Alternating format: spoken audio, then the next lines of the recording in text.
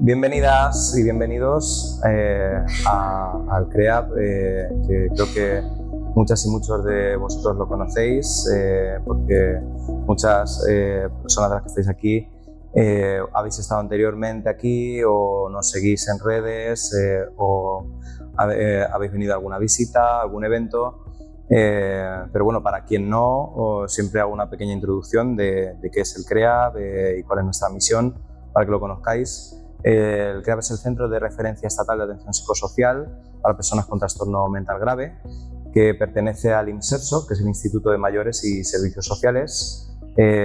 Más por la parte de servicios sociales, el INSERSO tiene una red de centros por todo el país de atención a la discapacidad y dependencia, y en 9 de estos centros somos centros de referencia estatal, que lo que implica es que tenemos la misión de difundir conocimiento y herramientas útiles para tanto profesionales como personas con problemas de salud mental.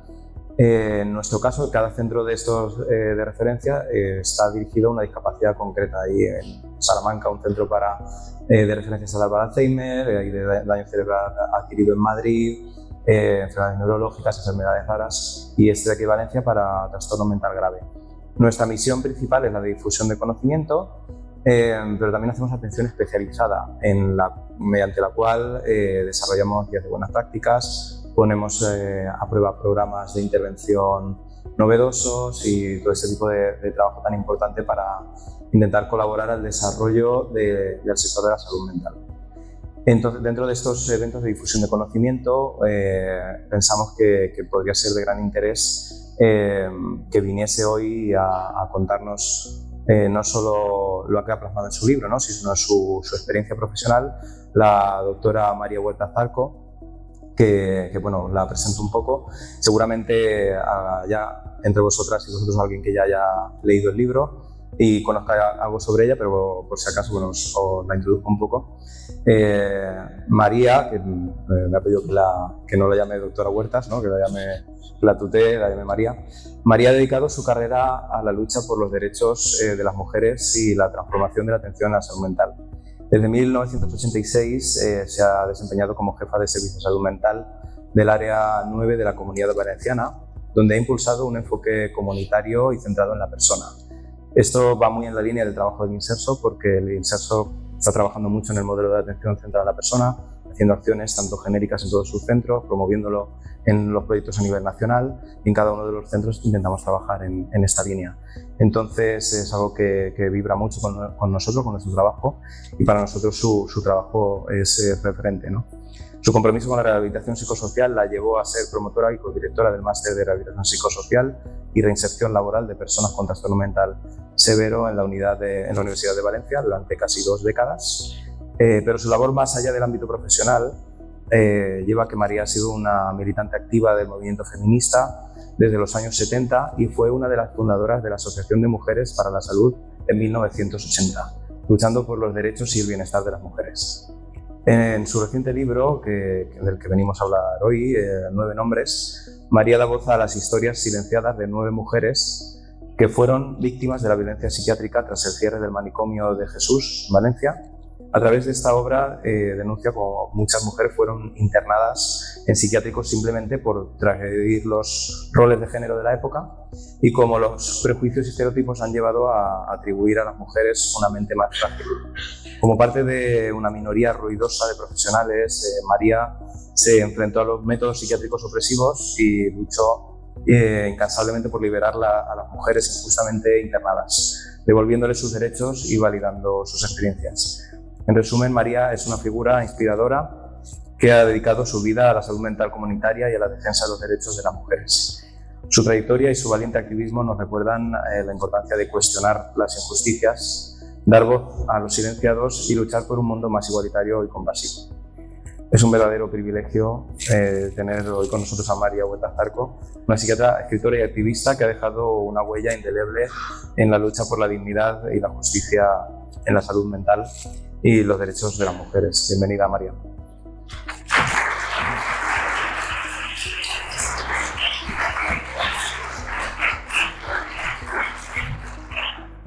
Bueno, como... Te digo que nada, que muchísimas gracias, Juan, por lo que has hablado de mí, que casi no me reconozco, y por invitarme a estar aquí. Y muchas gracias a todas y a todos los que estáis aquí sentados para escucharnos un rato, y espero que no lo perdáis y que os merezca la pena el estar aquí escuchando. Bueno, habíamos pensado hacer la presentación más en vez de modo ponencia, en modo conversación, ¿no? En modo entrevista, mediante algunas preguntas de las que os queríamos hacer partícipes. Cuando acabemos las preguntas que desde el CREAP habíamos pensado que serían interesantes hacerle, pues si queréis pasamos también a que vosotras y vosotros participéis si alguien quiere hacerle alguna pregunta, ¿vale? Bueno, pues en primer lugar nos gustaría preguntarte cuáles han sido los momentos de experiencias que más han influido en tu enfoque hacia la rehabilitación psicosocial centrada en la persona. Sí. Le comentaba hace un momento a Juan que en el montón de presentaciones que he hecho del libro siempre hablamos del momento Vétera, o sea, del momento inicial de Vétera, de lo que era el manicomio de Jesús, de lo que fue el traslado de las mujeres. Y es la primera vez que veo que me pregunta de algo sobre rehabilitación. En realidad, yo los últimos 20 y tantos años de mi vida profesional los dediqué a la rehabilitación centrada en la persona, efectivamente.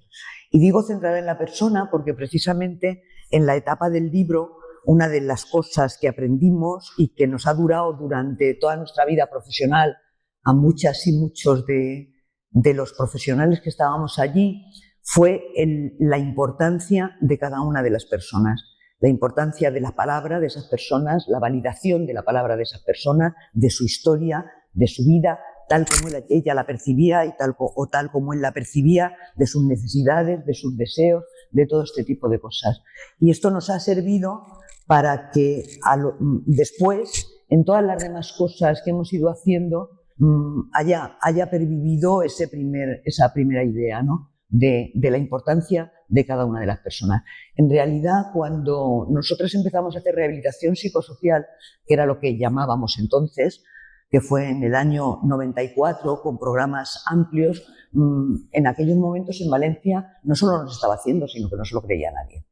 O sea, yo presento a Consellería porque nosotros veníamos haciendo experiencia dentro de los centros de salud mental, veníamos haciendo experiencias de trabajo con familias porque pensábamos que era importantísimo, de trabajo con personas usuarias, porque pensábamos que era importantísimo y porque además veíamos que tenía resultados.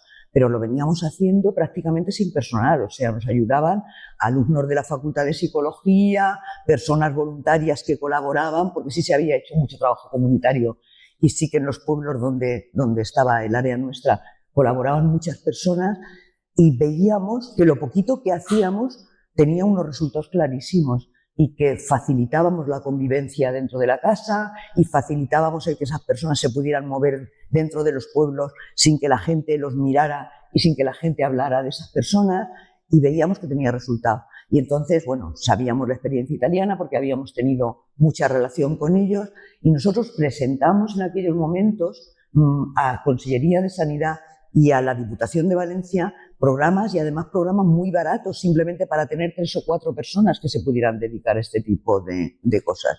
Y no hubo manera. Y fue por lo que nos decidimos en un momento determinado, no sé a quién se le ocurría la idea ni qué luz no vino, porque entonces los programas europeos, de Fondo Social Europeo, no se dedicaban a personas con sufrimiento mental. Entonces presentamos a Fondo Social Europeo este tipo de programas y curiosamente nos lo dieron.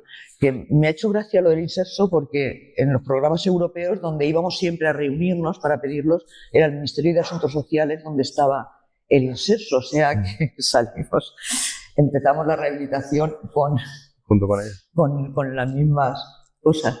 Y naturalmente todo lo que poníamos en lo que queríamos de la rehabilitación era centrada en la persona y basada en nuestras experiencias anteriores, porque en aquellos momentos, en el año 94, el único libro que circulaba de rehabilitación psicosocial era el de Lieberman, el de habilidades sociales. O sea, no había nada más. Bueno, y en inglés que conseguimos el de Julian Leff, de trabajo con familias con emociones expresadas, pero no había mucho más que todo eso.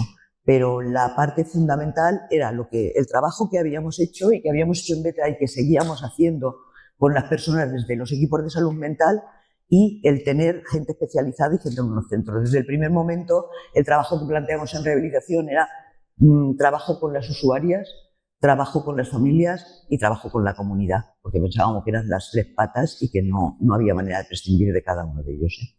Y lo planteamos además como programas de investigación-acción, porque pensábamos que una cosa era lo que programábamos al inicio, pero que la discusión continua con familiares, con usuarios y dentro del equipo, y el ver y la evaluación continuada y el ver cuáles eran las necesidades nuevas que se iban planteando, qué era lo que funcionaba y qué era lo que no funcionaba, el ser un programa de investigación-acción participativa nos permitía el ir cambiando a lo largo del tiempo los programas de rehabilitación.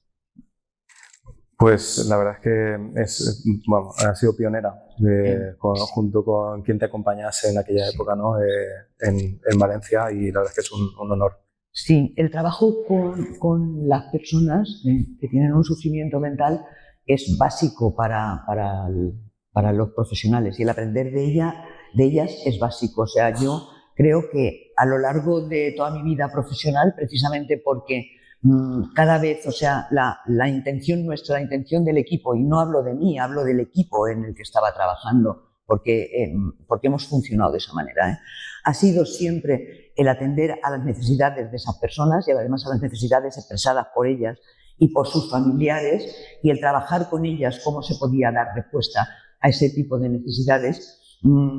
Además de todo esto, dentro del equipo, para nosotras lo que ha sido importantísimo es que haya una formación continuada. O sea, cada vez que se presentaba una necesidad o se presentaba algo, para ver qué tipo de alternativa había que dar, no podías contar solo con lo que tú sabías, sino que teníamos que tener una formación para ver qué era lo que se estaba haciendo en otros sitios, a nivel de experiencias, a nivel bibliográfica, a nivel de cursos, a nivel de todo. Por una parte, la formación continuada, pero por otra parte, de quien más se aprende es de las propias personas, o sea, de cuáles son las variaciones de esas personas, aunque sean mínimas, aunque sean puntuales, de tener una sensibilidad especial para ver cómo se sienten, de la escucha de estas personas, de qué es lo que te están expresando.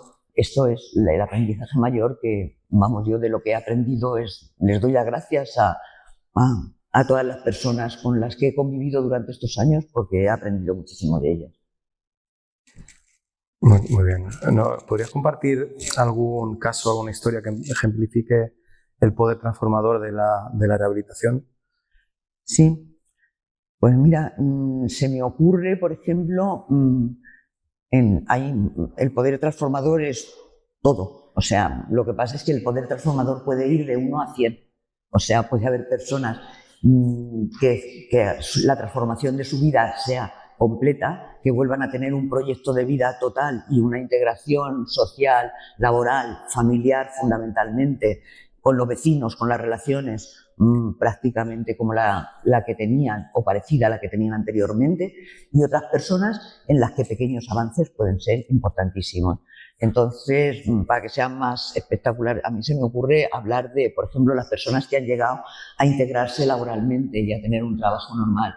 Y se me ocurren 2 cosas. Una de las cosas que a mí me llamó la atención es un día, en una de las reuniones, hablando con ellos, el cómo expresaban una palabra que para mí es de las más bonitas que hay, que es libertad. Entonces decían que con la inserción laboral, el paso ese último, habían conseguido libertad. Y yo les decía, bueno, libertad, eso es algo que no tenemos prácticamente nadie, que es como la utopía a la que vamos, a la que queremos ir siempre. Y me decía, sí, libertad para salir, libertad para tomarte una paella, libertad para ir al cine, libertad para hacer, o sea, en realidad la libertad de la autonomía, o sea, era un tipo de libertad.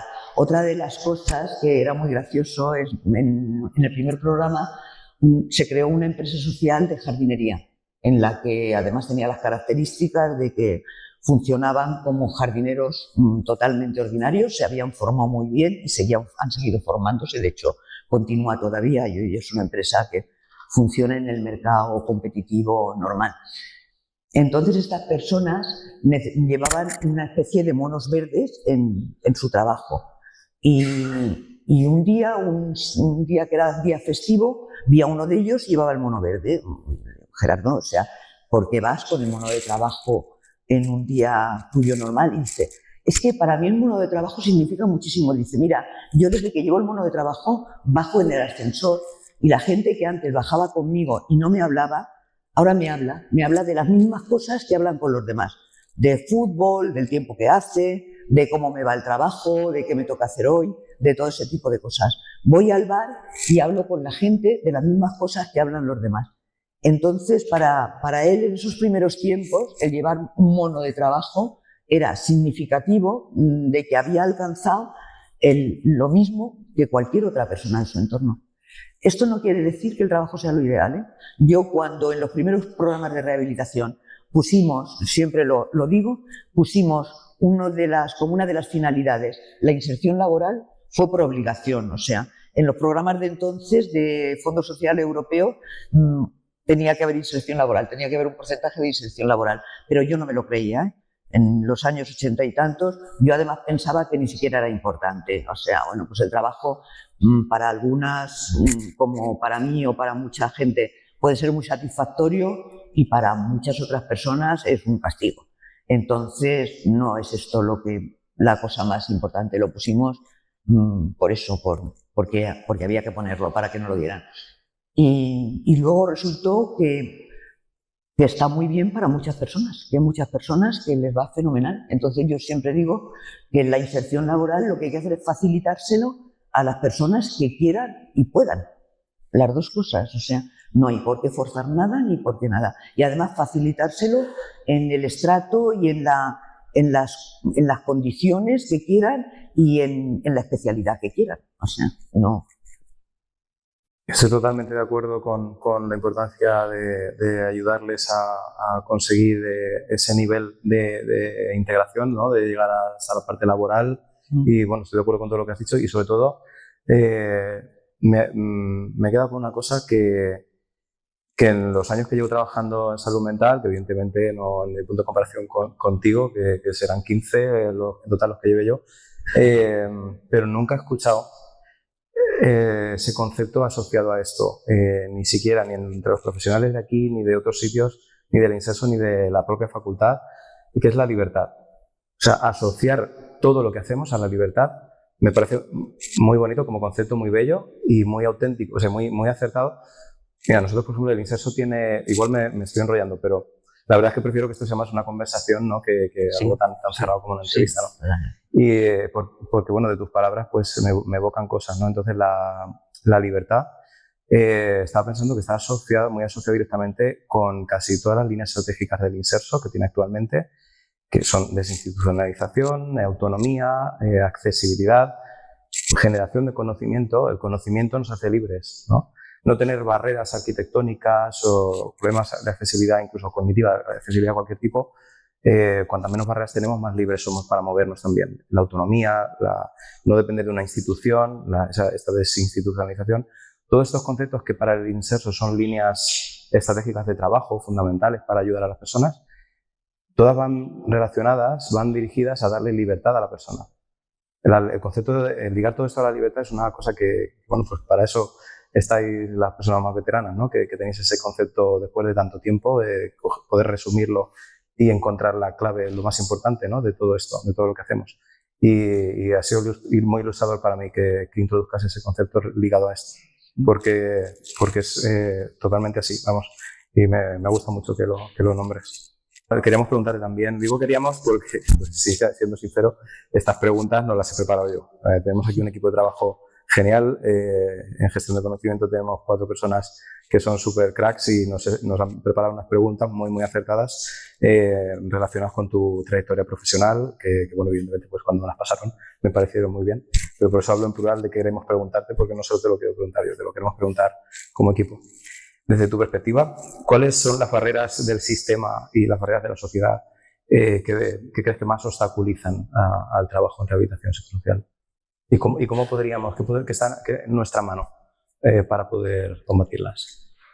Fíjate, por una parte está el estigma que pienso que sigue siendo importante, que se ha intentado disminuir el estigma. Yo creo que se ha disminuido en muchos aspectos, sí que se ha disminuido, y fundamentalmente en estos momentos con la integración que hay, con las radios que están funcionando, que yo creo que las oye cantidad de gente, con las asociaciones de usuarios en primera persona, que creo que son fundamentales en estos momentos y son las que van a tener el protagonismo y las que lo están teniendo ya. Creo que son ellos quienes tienen que exigir que las cosas se hagan de otra manera. Entonces el estigma es importantísimo, pero también es importantísimo que no se vuelvan antiguos usos, o que se vuelve con mucha facilidad. Entonces no pasa aquí en rehabilitación, pero sí pasa a las personas que están aquí cuando están en otros recursos, cuando están en salas de agudos o cuando están en otro tipo de recursos. Está pasando con contenciones y con métodos antiguos, y está pasando en muchos centros de salud mental con el binomio ese automático de síntoma-medicación. O sea, yo vuelvo a reivindicar lo que se reivindicaba en los años 70. Hay que escuchar a estas personas.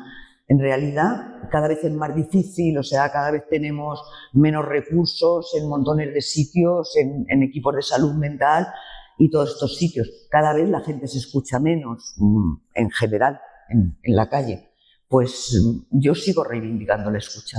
O sea, sigo reivindicando la escucha, sigo reivindicando la mirada, sigo reivindicando la validación de las historias de las personas, el comprender a la gente, el tener una escucha empática. Yo creo que es la única manera. Luego ya puedes estar formado en lo que quieras, o sea, en cualquier tipo de terapia, en cualquier tipo de conocimiento, puedes tener cualquier tipo de experiencia, pero la escucha es el paso inicial y final de todo tipo de terapia y de todo tipo de apoyo o ayuda a la gente, y eso es lo que reivindicaría yo en este momento. Pues nos gustaría también preguntarte cómo ha influido, o sea, respecto al libro que arroja mucha luz sobre la violencia psiquiátrica que sufrieron estas mujeres en el manicomio antes de llegar a Vétera. Todo esto que tú fuiste indagando sobre ellas y averiguando sobre ellas durante tu relación con ellas, ¿cómo influyó en tu comprensión sobre la intersección entre género y salud mental? Yo creo que influyen varias cosas. Por una parte, el que yo termino medicina, recién licenciada, entro en el Hospital Psiquiátrico de Vétera. Yo siempre digo que he tenido mucha suerte a nivel profesional, o sea, otra cosa es el trabajo que haya podido tener después, ¿no? Pero he tenido suerte por coincidir con una serie de cosas, o sea, yo podía haber terminado y haber terminado en el manicomio de Jesús, en el que hubiera durado, me imagino, que una semana aproximadamente. Pero resulta que coincido con la apertura de Vétera y coincido con muchas más cosas. O sea, por una parte, con la llegada de la antipsiquiatría, con la llegada de otro tipo de profesionales y de otro tipo de gente, y por otra parte, paralelamente, con la llegada del feminismo. O sea, es que estamos hablando de los años 70, donde en este país todo estaba cambiando. O sea, todo estaba cambiando antes ya del 75, que es cuando termina la etapa que estábamos viviendo. Antes de eso estaba cambiando todo, estaba cambiando la enseñanza en la universidad, el trabajo en las fábricas, la sanidad y la salud mental. O sea, estaban cambiando, había reformas en absolutamente todo. ¿Y qué me has preguntado? Cuando fuiste averiguando, o sea, sobre sus vidas y su historia, ¿cómo influyó en tu percepción, ¿no? De esa interacción entre género y salud mental? Pues es que en aquellos momentos, ya te digo, es cuando llegan toda la transformación psiquiátrica y por otra parte el feminismo. O sea, es la segunda ola del feminismo, y en realidad la mayoría de mujeres que escriben en esta época, como Betty Friedan, Judith Chesler, Franca Basaya, todas las mujeres que escriben son de salud, o sea, son o médicas o psicólogas. La mayoría, gran parte de las mujeres que escriben en esta época.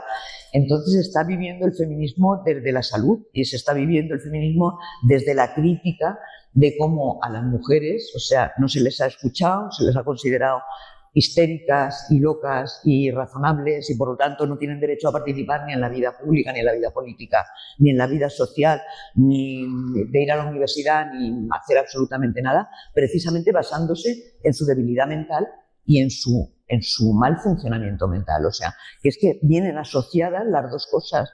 Y entonces de todo lo que estás leyendo y comentando en esos momentos, resulta que tienes el reflejo allí.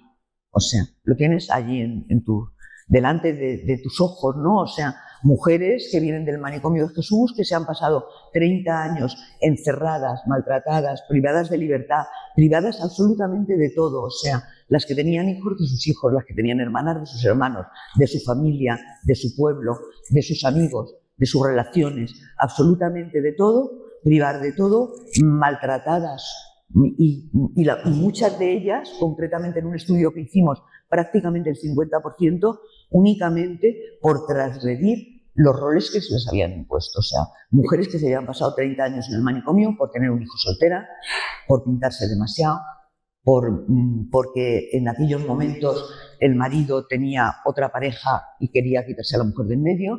Quiero decir, por tantas cosas que, bueno, que lo teníamos allí. O sea, no, el conectar una cosa con la otra era algo que no se podía obviar. Lo teníamos allí delante de nosotras, ¿no? Iba implícito, ¿no? Iba implícito. La verdad es que en todas las historias que narras en tu libro se refleja una relación totalmente directa, ¿no? Y bueno, en algunos casos, como comentas, no había un trastorno detrás, sino que se utilizó el ámbito de la salud mental para apartar a estas mujeres, quitarlas de en medio donde molestaban, ¿no? Sí. Y bueno, la verdad es que son historias pues, muy, muy trágicas, que por desgracia a estas personas ya no se les podía devolver su vida, ¿no?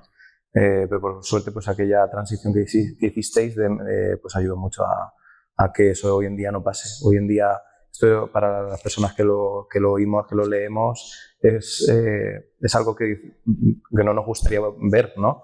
Y que por suerte no lo hemos vivido. Y las personas que lo vivisteis, que tuvisteis esa amarga suerte de vivirlo, por lo menos hicisteis algo. Respecto a que hicierais algo, al respecto de los problemas estos, va la siguiente pregunta. ¿Cuál crees tú que es la responsabilidad de los profesionales y las profesionales de la salud mental para respecto a promover la autonomía, la dignidad, la inclusión de las personas con trastorno mental grave? Sí, cuando me hablas de la responsabilidad, ¿te refieres a la situación en la que estaban o a la situación o al trabajo que hicimos con ellas? Bueno, si me contestas a las dos, mejor. Iba un poco orientado a cuál es el papel que nosotros, al igual que vosotras tuvisteis un papel súper importante en cambiar las vidas de aquellas mujeres, siempre va a haber una responsabilidad de las profesionales y de los profesionales, ¿no? Sí. Por mucho que cambie la sociedad, ¿no? ¿Y qué mensaje trasladarías tú a las personas que actualmente estamos en activo? Bueno, no sé, lo que hicimos allí fue fundamentalmente ellos siempre observar, escuchar y responder a lo que ellas querían hacer. Es la parte fundamental que hicimos. Y antes de llegar ahí, a escuchar y a todo ese tipo de cosas, humanizar la situación. O sea, la situación en la que venían eran inhumanas. Yo siempre cuento la llegada a Vétera de las 200 mujeres que venían a nuestros pabellones. Hablo de mujeres porque en esta primera etapa de mi trabajo, en el tiempo que estuve en Vétera, trabajé en pabellones de mujeres. Entonces, dio esa casualidad también, ¿no? Y entonces en nuestros pabellones había mujeres, no había hombres. Cuando iban a llegar las mujeres de Jesús, el equipo de profesionales estábamos ya allí.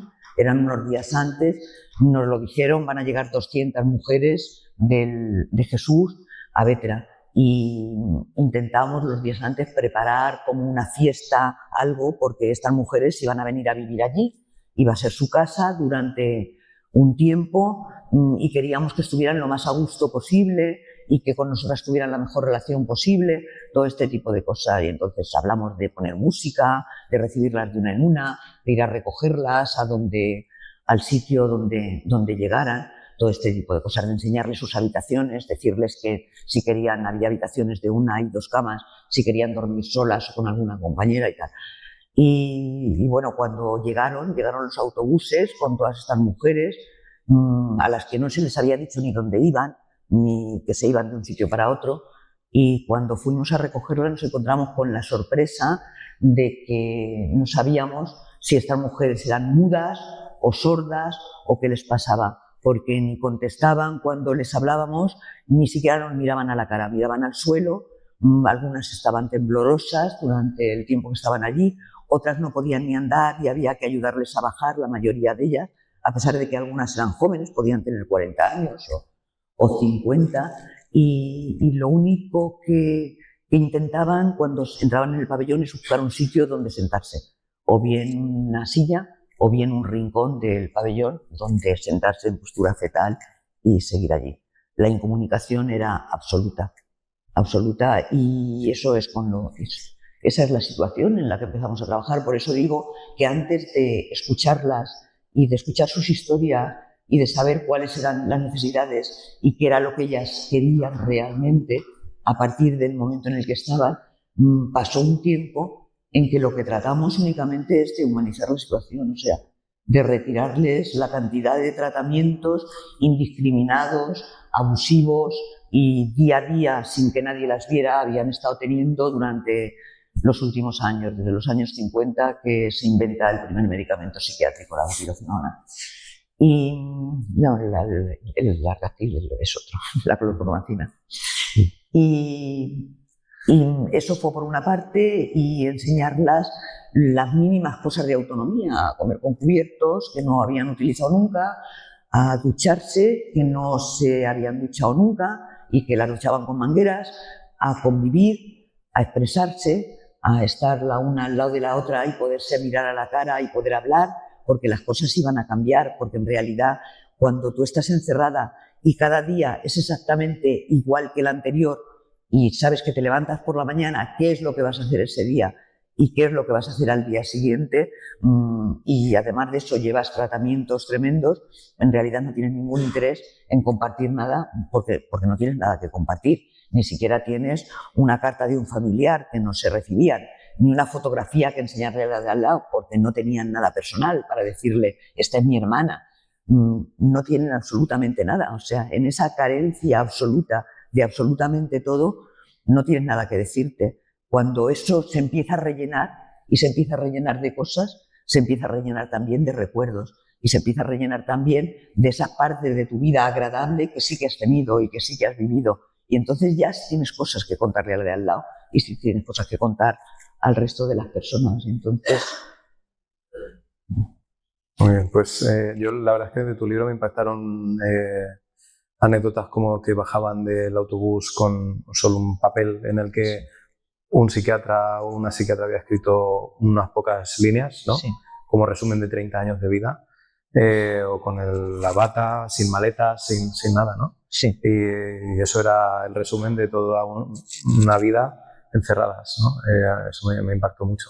Y me imagino que verlo pues, tuvo que ser duro para vosotras. Queremos preguntarte también si tienes en mente algún área de la psiquiatría, de la salud mental, del trabajo en salud mental, que creas que es quizá la vía de futuro, la más innovadora o la más prometedora, o hay varias, o tienes algo así que digas, mira, pues, el futuro de la salud mental puede que vaya a ir por aquí. Sí. ¿Tienes alguna concepción, alguna opinión? Sí, pues fíjate, es que en el futuro de la salud mental creo que vuelvo a rescatar también ideas de aquellos tiempos, ¿no? De lo importante del trabajo comunitario, de que realmente participe la gente, porque la salud mental no es algo que tiene que ver con la psiquiatría ni con el cerebro, tiene que ver con eso, pero con un montón de cosas más. Tiene que ver con el trabajo, tiene que ver con lo social, tiene que ver con la marginación, tiene que ver con la pobreza, tiene que ver con todo lo que es tu vida cotidiana, tiene que ver con todos los conflictos familiares que se desarrollan a lo largo de tu vida y tiene que ver con un montón de cosas. Entonces, si la salud mental tiene que ver con eso, el trabajo que se tiene que hacer en salud mental es con todo eso, o en relación con todo eso, en relación con lo social, con lo educativo, con lo jurídico, con todo. Todo esto, curiosamente, se dice ya en la Ley General de Sanidad del 86. Se recoge ahí.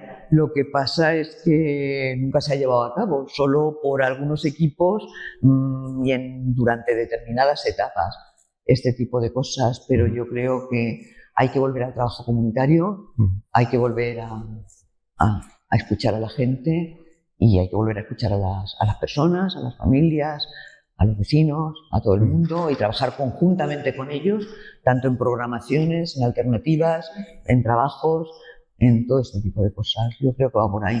Y vuelvo a repetir algo que he dicho antes, la importancia de las asociaciones en primera persona, porque son las mismas usuarias y usuarios los que mejor conocen y saben lo que es pasar por un proceso de este tipo, porque tanto el sufrimiento por el que se pasa, los problemas familiares, cómo se desarrollan y la atención que reciben fundamentalmente. O sea, ellos mejor que nadie saben lo terrorífico que puede resultar el que llegues sin saber dónde vas y te encuentres de pronto en una sala de ingreso y como llegues en un fin de semana, atado durante un fin de semana, O sea, son ellas y ellos los que tienen que protestar de todo este tipo de cosas, son ellas y ellos los que tienen que protestar de los abusos de medicación y son ellas y ellos los que tienen que hablar de que necesitan que se les escuche.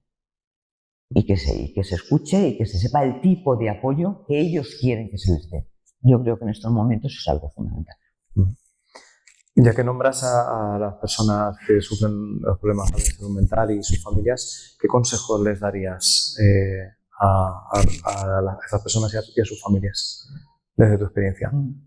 La comprensión, fíjate, has nombrado antes el máster de rehabilitación psicosocial. El máster lo hicimos también como una necesidad. O sea, en el primer programa que hicimos de rehabilitación hicimos un estudio en los diferentes equipos de salud mental de Valencia qué necesidad veían de la rehabilitación los y las profesionales y en la universidad.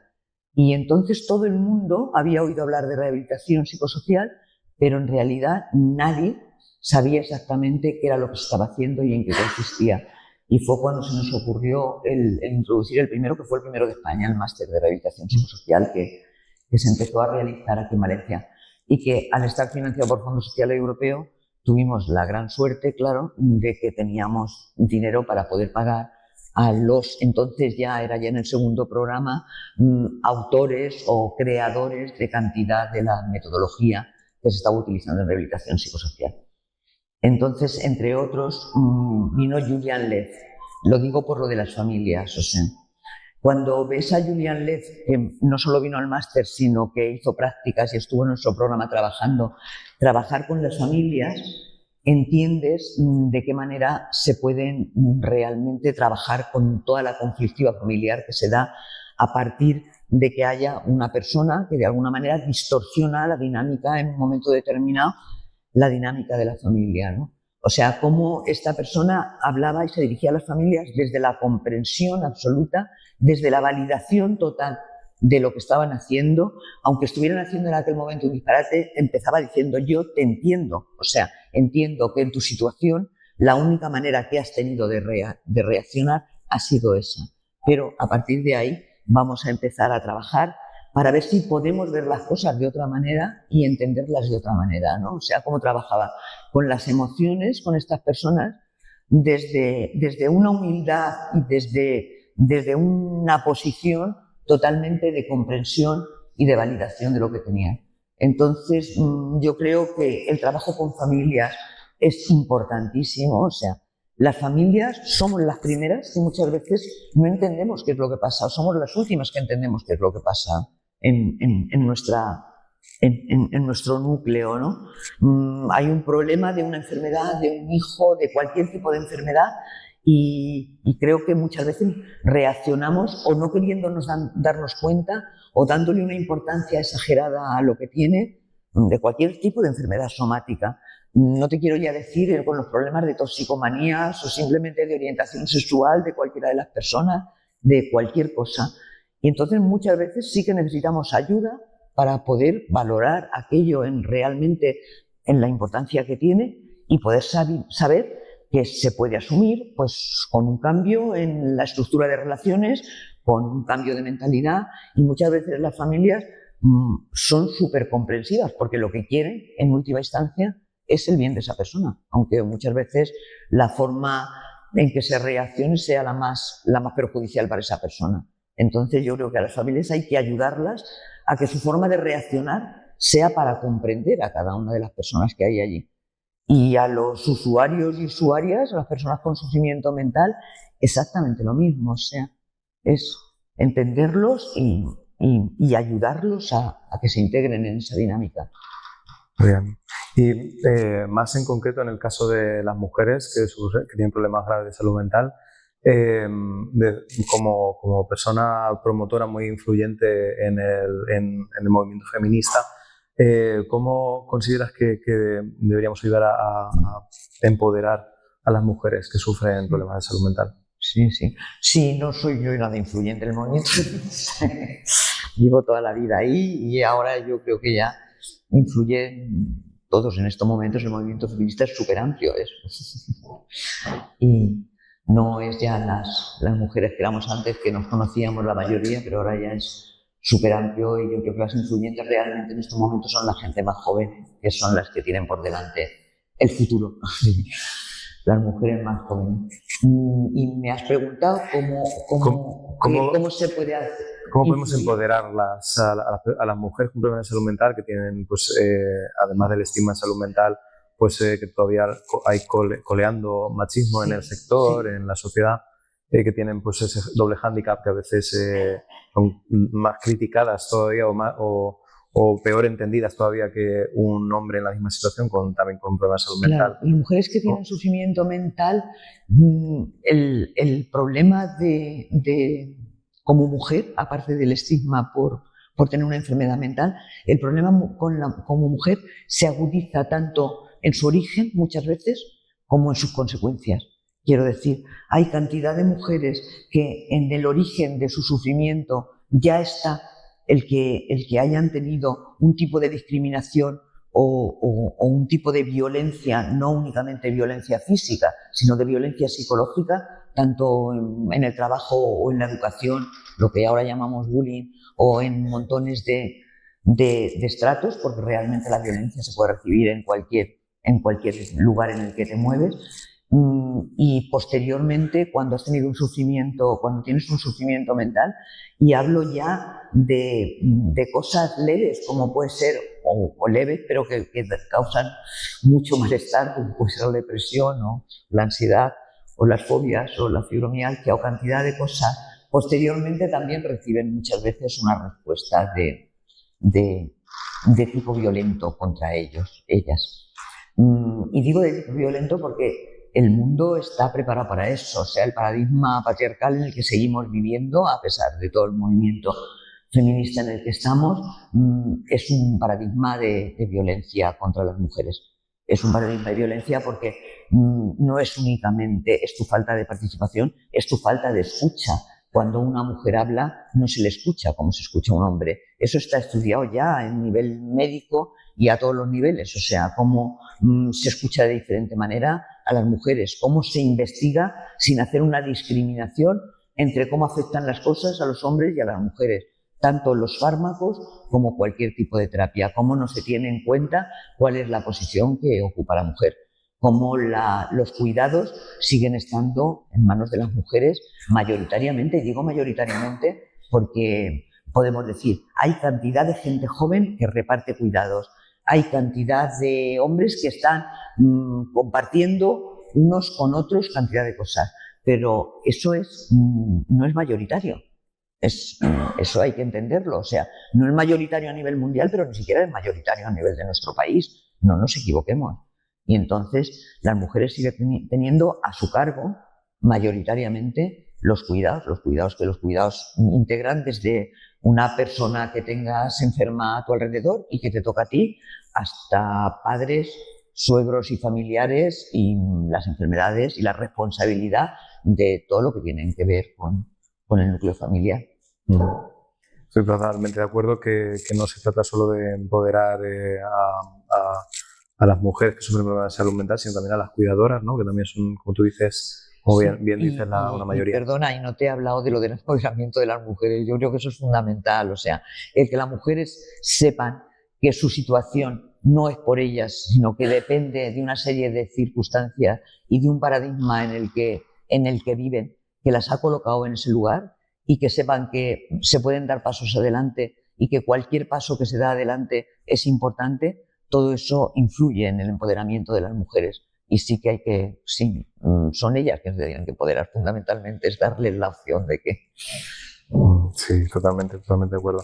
Pues ya llegando al final de las preguntas que nosotros queríamos hacerte, por último queremos preguntarte de tus contribuciones a lo largo de tu carrera profesional, ¿cuál te produce más satisfacción cuando las recuerdas, ¿no? De todo lo que hicisteis por aquellas mujeres y toda tu participación no solo en el movimiento feminista, sino en la salud mental valenciana, que formaste en el servicio de salud mental una parte importante, máster, o sea, hiciste muchas contribuciones a introducir muchas novedades que hoy en día son parte de lo que parece normal, pero para que hoy en día sean normales, alguien las tuvisteis que empezar en su momento, ¿no? De todo lo que aportaste, todas tus contribuciones, ¿cuál te genera mayor satisfacción cuando la recuerdas?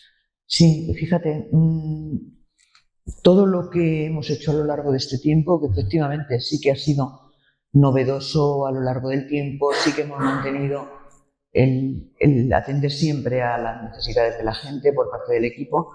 Todo esto es obra de un equipo de gente, ¿eh? O sea, yo he sido una persona más ahí, curiosamente es jefa de servicio, pero que, no, curiosamente no por oposición, pero, pero que he sido una más, siempre hemos funcionado en equipo de una manera participativa, con participación además de familiares y usuarias, de una manera muy comunitaria y muy bien.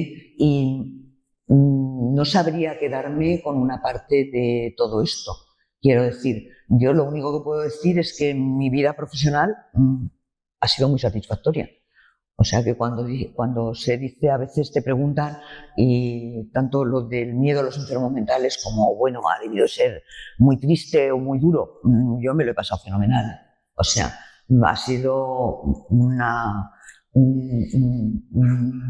trayectoria que a mí me ha parecido corta. Me lo he pasado muy bien. Creo que he aprendido cosas, nunca suficiente, nunca sabemos suficiente. Siempre es necesario consultarlo con otras personas para hacer un contraste de opiniones, para ver si desde los diferentes saberes podemos llegar a alguna alternativa válida. Pero bueno, pues he tratado de aprender tanto de teorías psiquiátricas y psicológicas, de experiencias propias y de las demás, de las personas que tenía en el equipo y de personas que han venido, y fundamentalmente de las personas a las que hemos tratado de ayudar durante todo este tiempo.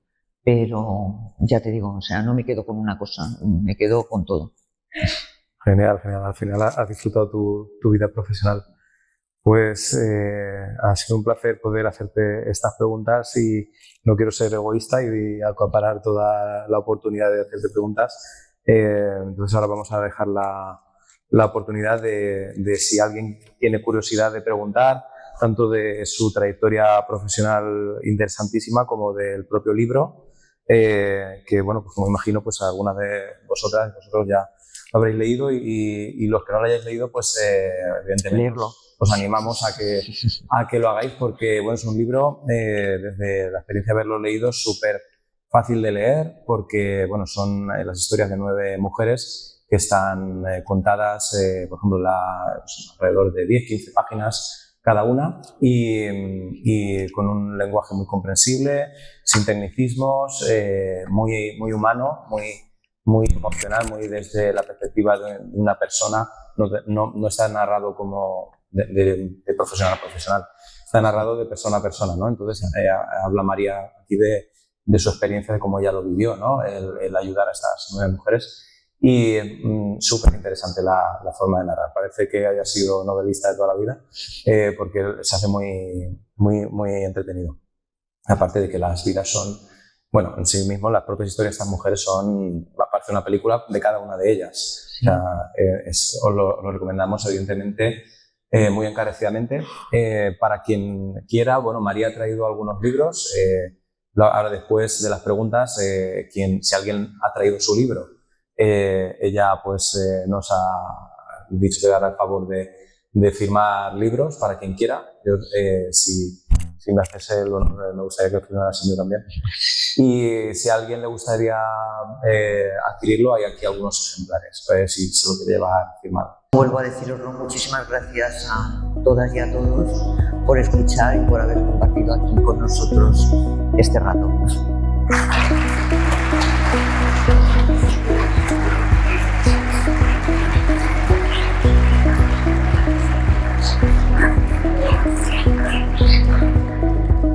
Muchísimas gracias, María.